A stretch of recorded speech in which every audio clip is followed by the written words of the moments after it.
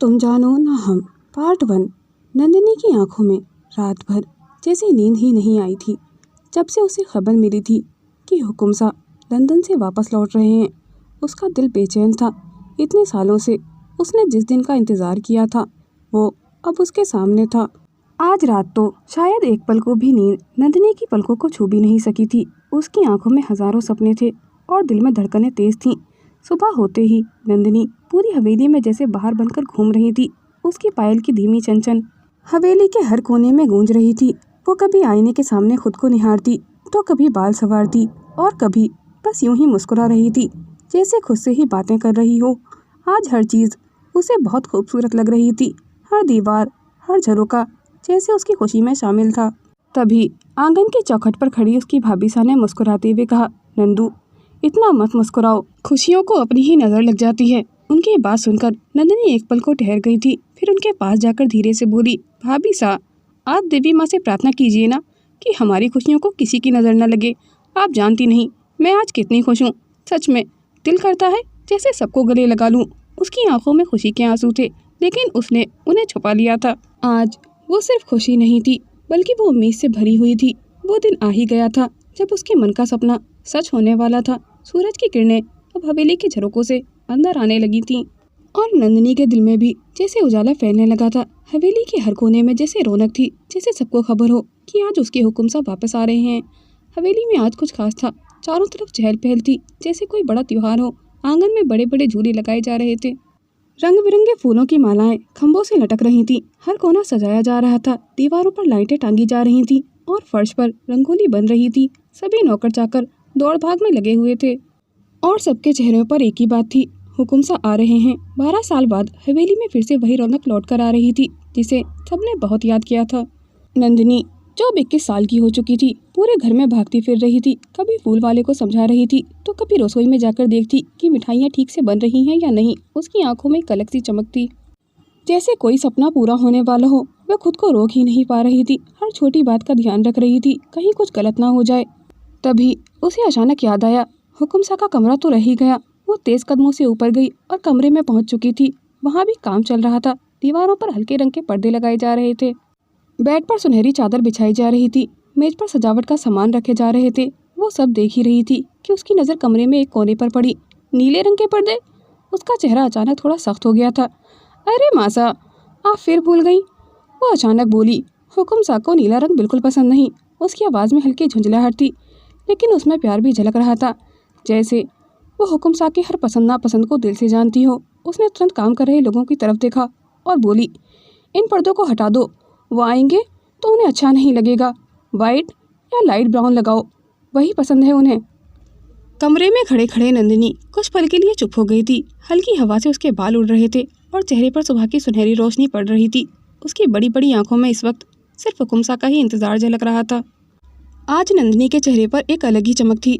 उसकी त्वचा दूसरी साफ और गुलाबी थी, जैसे उस पर सूरज की किरणें भी ठहर कर देखती हों। उसके माथे पर बंधा हल्का सा बिंदी वाला टीका और कानों में झूमते मोती उसे बिल्कुल राजघराने की एक तस्वीर बना रहे थे। उसकी चाल में गजब की नज़ाकत थी।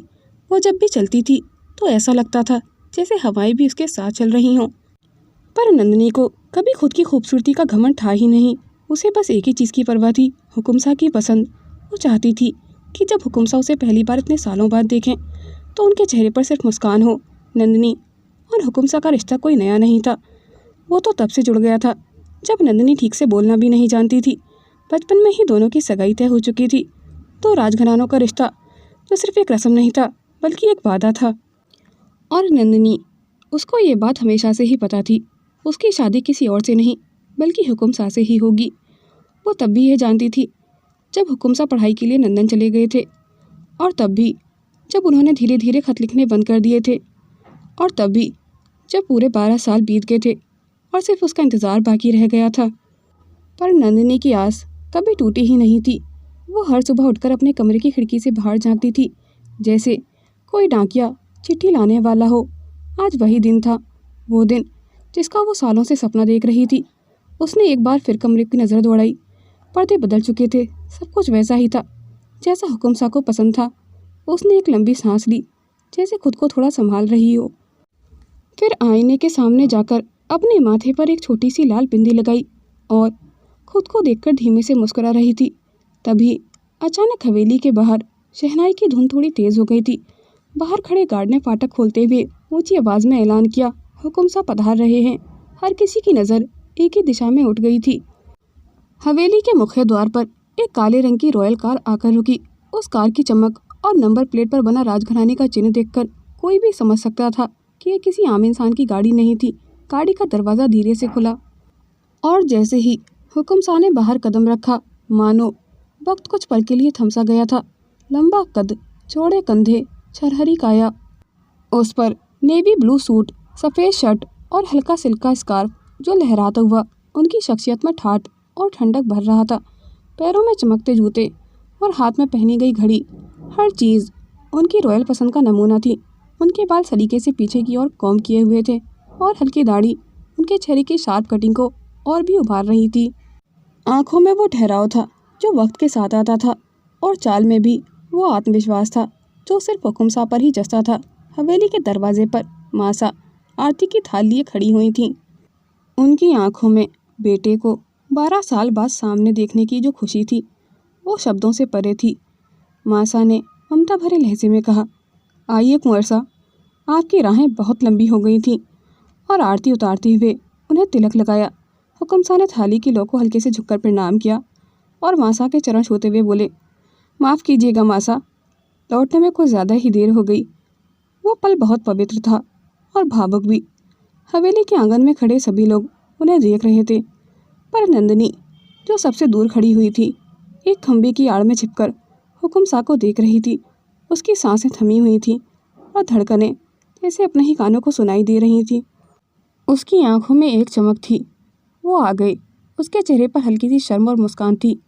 आज पहली बार उसने अपने होने वाले पति को उस रूप में देखा था जो सिर्फ ख्वाबों में देखा था। लंदन से लौटे हुकुम साहब अब उसके सामने थे और दुनिया की हर चीज़ उसे फीकी लग रही थी उस एक झलक के आगे।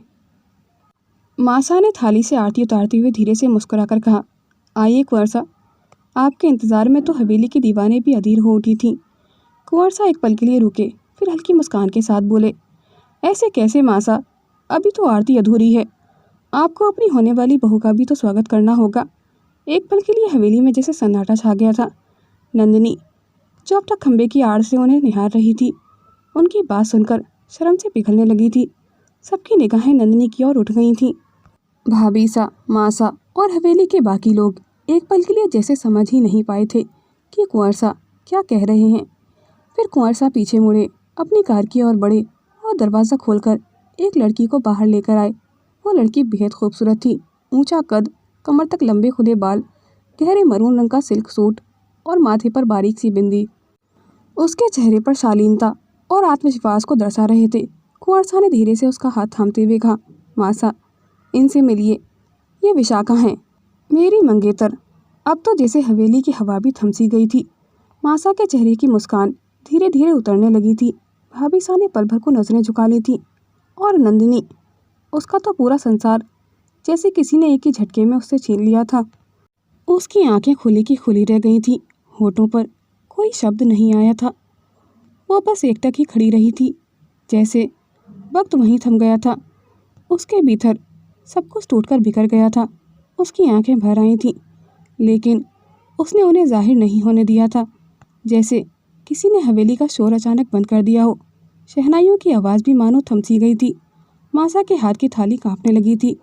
आरती की लो डगमगा गई थी। ये क्या कह रहे हो कुंवर? मासा की आवाज़ धीमी थी, लेकिन उसमें हैरानी साफ झलक रही थी। भाभी साहब के चेहरे की मुस्कान तो जैसे गायब ही हो गई थी। उन्होंने तुरंत नंदिनी की तरफ देखा और उनका दिल बैठ गया था। नंदिनी अब भी वहीं खड़ी हुई थी, एकदम शांत, जैसे कुछ समझ ही नहीं पा रही हो। उसकी आंखें हुकुम साहब और उस लड़की पर टिकी हुई थीं। उसके सपने, उसका इंतज़ार, सब कुछ टूटता सा लग रहा था। चारों तरफ लोग अब विशाखा को देख रहे थे, एक स्मार्ट, सुंदर लड़की जो शालीनता से मुस्कुरा रही थी, लेकिन शायद उसे अंदाज़ा ही नहीं था कि उसकी मौजूदगी किसी की पूरी ज़िंदगी बदलने वाली थी। नंदिनी की आंखों में आंसू थे, लेकिन उसने उन्हें रोक लिया था। वो कुछ बोल ही नहीं पाई थी। बस चुपचाप वहीं खड़ी रही थी। भाभी सा उसके पास जाने लगी थी पर मासा ने उन्हें हाथ के इशारे से रोक दिया था। मासा ने गहरी सांस ली और आरती की थाली रख दी थी। तुमने हमें बताया तक नहीं।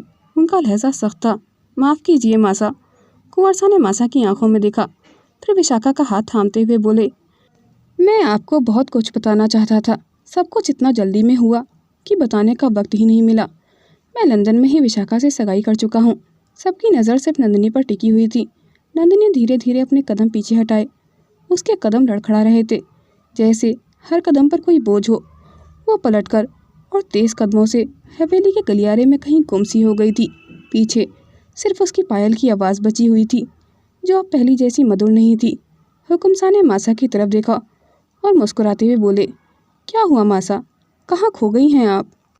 अब आरती कीजिए ना, आपकी होने वाली बहू के स्वागत की घड़ी है। मासा के चेहरे पर एक हल्की सी कड़वाहट सी उभर आई थी, पर उन्होंने खुद को संभाल लिया था। थोड़ी देर तक उन्होंने कुछ नहीं कहा, बस अपनी थाली की लौ को देखा और फिर थाली उठाई और एक फीकी सी मुस्कान के साथ आगे बढ़ी। विशाखा अब भी शालीनता से हाथ जोड़े हुए खड़ी हुई थी। शायद उसे कुछ समझ तो आ रहा था, पर वो कुछ बोल नहीं सकी थी। मासा ने आरती की थाली हुकुमसा और विशाखा के सामने घुमाई। उनकी आंखों में वो चमक नहीं थी जो बेटे की शादी या सगाई पर होती है, पर रस्म तो निभानी थी, सो निभा दी। आरती करते हुए उन्होंने एक गहरी सांस ली और फिर तिलक लगाकर धीरे से कहा, स्वागत है बहू। उनके शब्दों में अपनापन कम, औपचारिकता ज़्यादा थी। पास ही खड़ी भाभीसा का चेहरा अभी भी उदास था। उन्होंने दूर खड़े नौकर से कहा, विशाखा बाईसा के लिए गेस्ट रूम तैयार करवाओ। हुकुमसा ने एक बार फिर से मासा की आंखों में देखा, जैसे कुछ कहना चाहते हों, पर मासा ने अपनी नज़रें फेर ली थीं।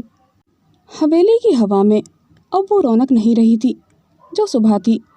दूर खंभों के पीछे खड़ी एक छोटी नौकरानी फुसफुसाई, सब तो कह रहे थे कि नंदिनी बाईसा की शादी हुकुमसा से होगी, तो फिर ये सब।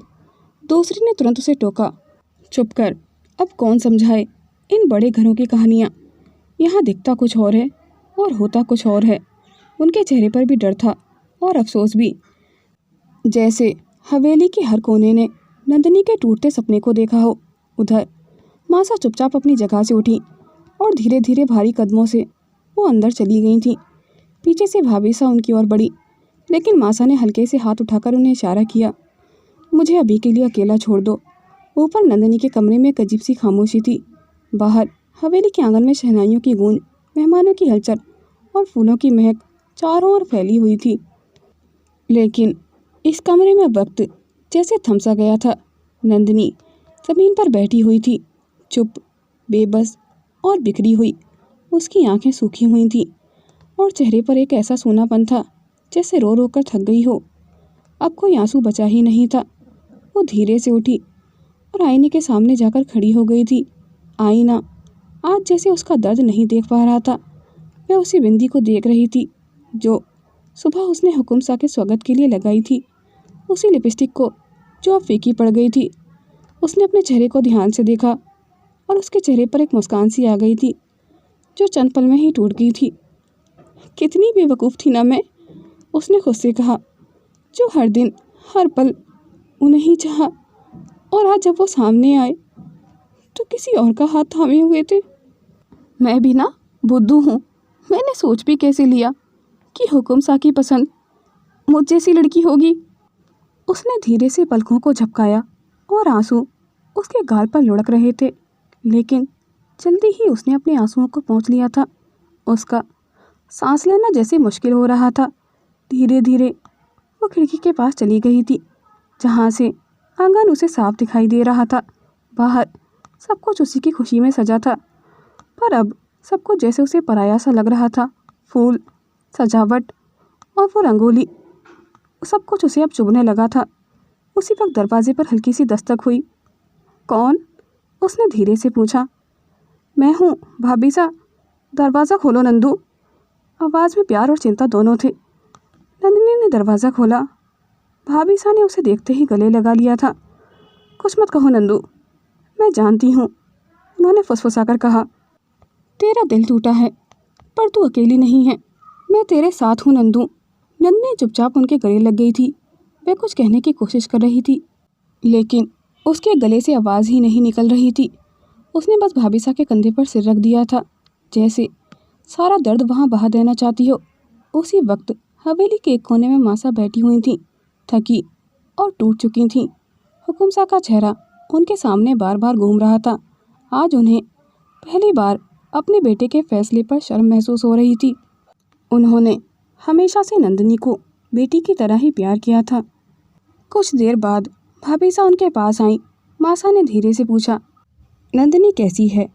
वैसी ही जैसी एक लड़की होती है जब उसका सपना उसकी आंखों के सामने तोड़ा जाता है मासा।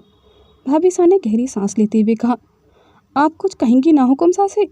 आप जो कहेगी वो नंदिनी कहेगी। मासा की आवाज़ धीमी थी। वहीं दूसरी तरफ गेस्ट रूम में हल्की रोशनी थी। एसी की ठंडी हवा चल रही थी, लेकिन माहौल फिर भी बोझिल सा लग रहा था।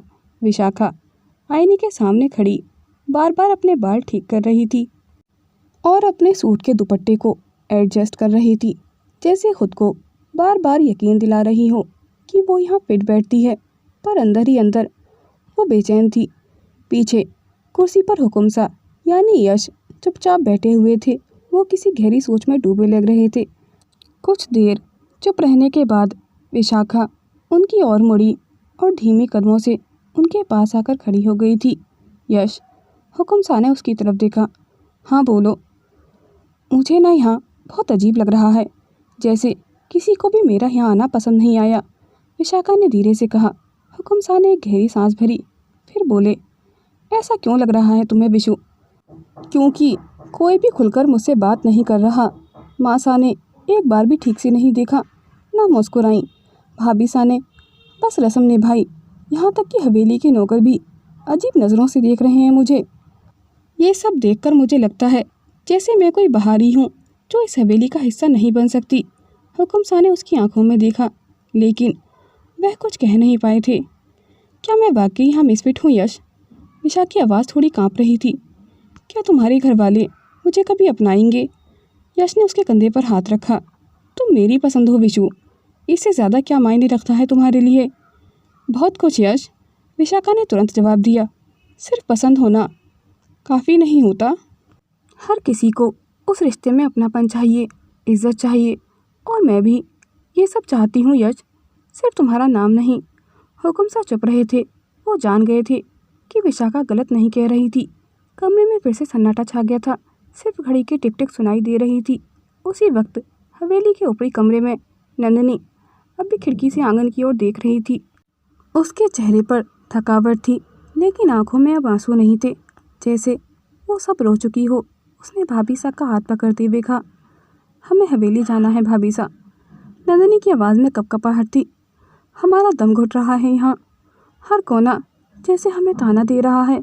भाभी सा ने उसे बाहों में थाम लिया था और धीमे से कहा, मैं अभी छोटी कुंवर सा से कहती हूँ कि तुम्हें हवेली तक छोड़ आएं। नंदिनी ने झटके से सिर हिलाया। नहीं भाभी सा, हम खुद चले जाएंगे। ड्राइवर काका हमें हवेली तक छोड़ देंगे। हम अभी किसी का सामना नहीं करना चाहते। हम नहीं चाहते कि कोई हमारी आंखों में ये टुटन देखे। सबको यही लगे कि हम ठीक हैं, कि हम नाजुक नहीं हैं। भाभी सा ने उसके चेहरे को अपनी हथेलियों में थाम लिया था। हम हुकुमसा से ज़रूर बात करेंगे नंदू, वो तुम्हारे साथ ऐसा कैसे कर सकते हैं?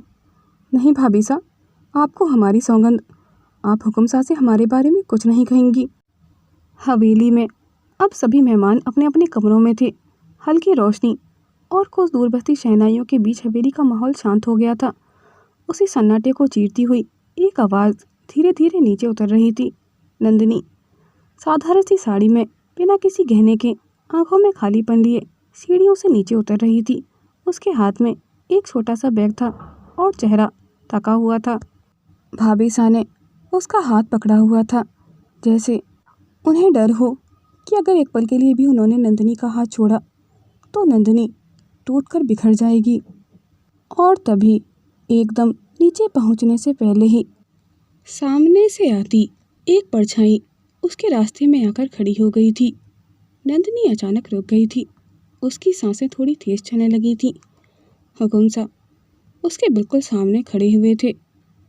हुकुमसा कुछ पल तक उसे देखते रहे थे और फिर हल्के से मुस्कुराकर बोले, नंदिनी हुकुम सा के मुंह से अपना नाम सुनकर नंदिनी का दिल एक पल के लिए कांप गया था। जी हुकुम सा, कहिए।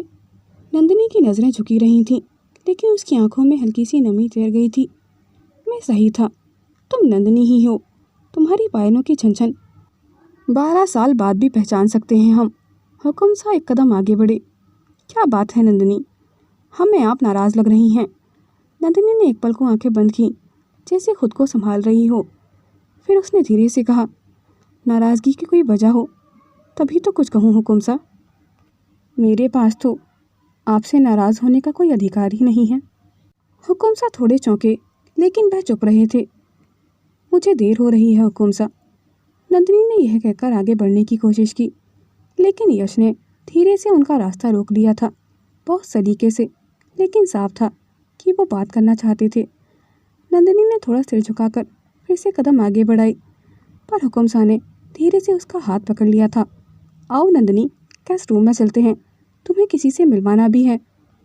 भाभी सा हुकुम सा को ऐसा करने से रोकना चाहती थी, लेकिन तब तक हुकुम सा नंदिनी को गेस्ट रूम की तरफ लेकर बढ़ चुके थे। गेस्ट रूम में विशाखा खड़ी हुई थी, हल्के गुस्से में, चेहरे पर असमंजस और थोड़ी उलझन भी थी। जब हुकुम सा और नंदिनी ने कमरे में कदम रखा तो विशाखा की नज़र उनके हाथ पर पड़ रही थी। हुकुम सा ने नंदिनी का हाथ छोड़ते हुए मुस्कुराते हुए कहा, देखो नंदिनी, ये हमारी मंगेतर हैं विशाखा, तुम तो अभी तक इनसे मिली ही नहीं। फिर उन्होंने विशाखा की ओर मुड़ते हुए कहा, विशाखा, ये नंदिनी है, हमारी पुरानी जान पहचान है। नंदिनी की पलकें अब भी झुकी हुई थीं, जैसे वो अपनी आंखों में उठने वाले सैलाब को रोक देना चाहती हो। और तभी उन्होंने नंदिनी से विशाखा की ओर इशारा करते हुए कहा, देखो ना नंदिनी, इन्हें लगता है कि हवेली में कोई इन्हें पसंद नहीं करता, सब लोग इनसे नाराज़ हैं। नंदिनी ने खुद को संभालते हुए और अपनी आंखों की तरफ छुपाने की भरपूर कोशिश करते हुए धीमे से कहा, भाई सा, ऐसी कोई बात नहीं है, आप तो बहुत प्यारी हैं और हमारे हुकुम सा की पसंद हैं, आपसे कोई नाराज़ कैसे हो सकता है। विशाखा थोड़ी देर के लिए चुप रही थी, लेकिन फिर उसने नज़रें झुका ली थीं। नंदिनी ने गहरी सांस लेते हुए फिर से कहा, सब लोग तो हुकुम सा से नाराज़ हैं कि उन्होंने सगाई की और किसी को बताया तक नहीं। हुकुम सा के चेहरे पर एक हल्की सी शिकन आ गई थी, लेकिन उन्होंने कुछ कहा नहीं था। विशाखा ने धीरे से मुस्कुराते हुए कहा, सच कहूँ, मुझे ये हवेली बहुत अलग सी लगी थी। सबके तरीके थोड़े अजीब हैं, लेकिन मुझे यकीन है कि सब लोग हमें जल्द ही समझेंगे। फिर उसने थोड़ा झुककर नंदिनी की ओर देखा। अच्छा हुआ नंदिनी, तुमने हमें क्लियर कर दिया, वरना हम तो रात भर इसी सोच में डूबे रहते कि सब लोग हमसे नाराज़ क्यों हैं। एक बात कहे नंदिनी, वो थोड़ा करीब आई और नंदिनी का हाथ थाम दिया था, तुम हमें बहुत पसंद आई हो। इस हवेली में सबसे पहले दोस्त बनोगी आप हमारी। नंदिनी की आंखों में एक हल्की सी कपकपाहट थी और उसके दिल में इतना दर्द था कि अगर वह एक पल और हुकुम सा के सामने रुकी तो दर्द से उसका दिल फट जाएगा। वह अपने दिल में उठ रही तड़प को छुपाने की नाकाम कोशिश कर रही थी, और हुकुम सा, उन्हें तो शायद एहसास ही नहीं था कि उन्होंने नंदिनी के साथ क्या किया था, और अनजाने में ही ना जाने नंदिनी का कितना दिल दुखा चुके थे। तभी विशाखा ने हुकुम सा की बाजू को अपने करीब खींचते हुए कहा, यश, हम चाहते हैं कि नंदिनी हमें हवेली के तौर तरीके और सभी से मिलने जुलने में मदद करे। तुम्हें नहीं लगता अगर नंदिनी हमारी मदद करेंगी तो सब लोग हमें जल्दी अपना लेंगे। हुकुम सा ने विशाखा की ओर देखा और फिर नंदिनी की ओर। एक क्षण के लिए उनकी निगाहें आपस में टकरा गई थीं। नंदिनी की आंखों से आंसू जैसे बहने ही वाले थे। तभी हुकुम सा ने हल्की मुस्कान के साथ कहा, तुमने सही कहा विशु, मैंने तो इस बारे में सोचा ही नहीं था। नंदिनी हवेली और हवेली के लोगों को बहुत अच्छे से जानती है। और फिर नजरें नंदिनी पर टिकाकर बोले, क्यों नंदिनी, मदद करोगी ना विशु की। नंदिनी ने खुद को समेटा और दिल के भारीपन को सीने में दबाया और धीमे से सिर हिला दिया था। जी हुकुम सा, ज़रूर। नंदिनी ने अपना सिर थोड़ा और झुका लिया था। उसकी आंखों में दर्द और उलझन साफ दिख रहे थे। उसने बहुत मुश्किल से अपनी बात कही, जैसे हर शब्द को दिल से खींचकर निकाल रही हो। इजाज़त दीजिए हुकुम साहब, बाबा साहब मेरा इंतज़ार कर रहे होंगे। उसकी आवाज़ बहुत हल्की थी, जैसे शब्दों में अब ताकत ही नहीं बची थी। वह सिर झुकाकर पलटने लगी थी, लेकिन नंदिनी की चाल में अब वो सुकून नहीं था जो कभी हुआ करता था। हुकुम साहब ने कोई जवाब तो नहीं दिया था, बस उसे जाते हुए देख रहे थे। और नंदिनी ने आगे बढ़ते हुए अपनी हवेली की ओर अपने कदम बढ़ा दिए थे। हर कदम भारी था, जैसे उसका दिल उसके पैरों से जुड़ा हुआ हो। वह हवेली से बाहर निकली और तुरंत बाहर खड़ी एक गाड़ी में जाकर बैठ गई थी। उसमें पहले से ही ड्राइवर बैठा हुआ था। उन्होंने नंदिनी के गाड़ी में बैठते ही तुरंत गाड़ी स्टार्ट कर दी थी, लेकिन उनकी नज़रें अब भी नंदिनी के चेहरे पर टिकी हुई थीं। उसकी उदासी जैसे उनके दिल को चीर रही थी। उन्होंने थोड़ा टोकते हुए कहा, बिटिया तुम ठीक तो हो ना? लेकिन नंदिनी को जैसे किसी की बातों का कोई होश ही नहीं था। उसने उनकी बात का कोई भी जवाब नहीं दिया था। उसका दिल ऐसा लग रहा था जैसे किसी खाई में उतर रहा था। जब वो अपनी हवेली के मुख्य द्वार पर पहुंची तो चांदनी बिखरी हुई थी और नंदिनी की आंखें बिल्कुल सूनी थीं। उसे देखकर दौड़ती हुई एक नौकरानी आई, वही नौकरानी जो बचपन से उसकी दोस्त भी थी। बाईसा मिस्री ने उसे थाम लिया था। क्या हुआ? आप तो कांप रही हैं बाईसा। कपड़े भी धूल से भरे हैं। बाईसा सब ठीक तो है ना? नंदिनी ने उसकी ओर देखा और उसी पल सारा बांध जैसे टूट गया था। उसने खुद को मिश्री के गले से लगा लिया था और फूट फूट कर रो पड़ी थी, ऐसे जैसे किसी ने उसके सीने से सारी हवा खींच ली हो। मिश्री मिश्री सब कुछ खत्म हो गया। उसकी आवाज़ कांप रही थी, हर शब्द में जहर सा घुला हुआ था। मिश्री नंदिनी की हालत देखकर घबरा गई थी। बाईसा आप ठीक है ना? ये क्या हाल बना रखा है आपने? चेहरे का रंग उड़ गया है। चलिए अंदर चलिए। मिश्री सब खत्म हो गया, हमने बताया ना आपको। उसकी आवाज़ डूब रही थी, जैसे उसके अंदर सब कुछ टूटकर बिखर चुका था। जिसने मुझे हर बार थाम रखा था मिश्री, आज उसने ही मेरा हाथ किसी और के लिए छोड़ दिया। मिश्री उसे पकड़े रही थी, कुछ कह नहीं पा रही थी। उसे कुछ समझ ही नहीं आ रहा था कि नंदिनी क्या कह रही थी। नंदिनी का दर्द शब्दों से बाहर था। वो मुस्कुरा रहे थे मिश्री, जब वो मेरा हाथ छोड़कर किसी और का नाम ले रहे थे, जैसे जैसे मैं कभी थी ही नहीं। उन्होंने तो मुझे ठीक से देखा भी नहीं मिश्री। मिश्री तुम्हें पता है, उनकी नज़रों में अब मैं नहीं थी, कहीं भी नहीं। वो थक चुकी थी। उसने मिश्री का हाथ पकड़ते हुए कहा, तुम्हें पता है मिश्री, हुकुम साहब की मंगेतर बहुत सुंदर हैं। मिश्री ने उसको थोड़ा झटकते हुए कहा, बाईसा आप ये कैसी बहकी बहकी बातें कर रही हैं? आप ही तो हुकुम साहब की मंगेतर हैं बचपन से। मिश्री ने उसे अंदर ले जाकर सोफे पर बिठाया, उसके माथे पर पानी की पट्टी रखी। बाईसा होश में आइए, आप हमें डरा रही हैं। क्या हो गया है आपको? मिश्री ने नंदिनी को सोफे पर आराम से बैठाकर पानी की पट्टी उसके माथे पर रखी हुई थी। फिर धीरे से मुड़ी। बाईसा आप ठीक हैं? क्या हो गया है आपको? आप कुछ बताती क्यों नहीं? नंदिनी की आंखें धीमी धीमी सी खुली थीं और वह थोड़ी देर तक मिश्री को चुपचाप देखती रही थी। उसकी हल्की सांसें तेज हो गई थीं और चेहरा उतरा हुआ था। मुझे कुछ नहीं हुआ है मिश्री। मुझे क्या होगा? कुछ भी तो नहीं, नंदिनी ने कांपती आवाज़ में कहा, लेकिन उसकी आवाज़ में थकावट और कमज़ोरी साफ थी। मिश्री ने चिंतित होकर कहा, बाईसा आप ठीक से बोल भी नहीं पा रही हैं, आप आराम कीजिए, मैं तुरंत आपके लिए कुछ लाती हूँ। लेकिन नंदिनी ने धीरे से उसका हाथ पकड़ लिया था और उसे रुकने का इशारा किया।